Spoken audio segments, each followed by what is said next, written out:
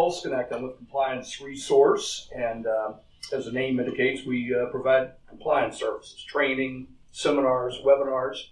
We also have a group called the Compliance Masters Group, and your all's institution's been a member almost since the start, very early on. You joined us. And for many years now, we've given out a Member of the Year award. And Amy will explain more about that in just a minute. For years, it was just the Member of the Year award, but a couple of years ago, we renamed it. Now we call it the Glenn Vick Member of the Year award. Glenn was one of our original members. And when we started the company, what we'd envisioned is what we could do to help banks with compliance issues. That was the original vision. But we figured out pretty quickly that members could do a whole lot to help each other. We got over 130 banks in the group. All those banks have multiple people. Not all of them are smart as Scott, but there's some pretty smart people in the group. And we found that what they can do to help each other improve their compliance situation is pretty amazing. That's when we started the award. Glenn was a very active participant in our group. He volunteered consistently. He passed away a couple of years ago from a long bout with cancer. In the last couple of months before he died, he was scheduled to do one of our groups. And he called Amy and was apologizing. He said, I don't think I can do this group, this meeting coming up. He said, I'm in the hospital and I'm going to have to miss this one, but I'll schedule another one. I don't know, he's dying and he's still helping the group.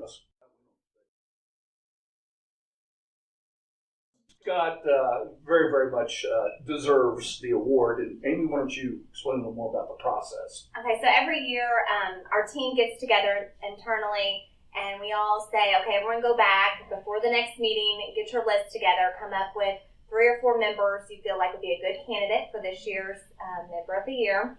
So we all got back together, we had our list, and we had them, organized 1, 2, 3, 4, and everyone agreed the same number 1. We all had Scott first on our list, so it was unanimous this year.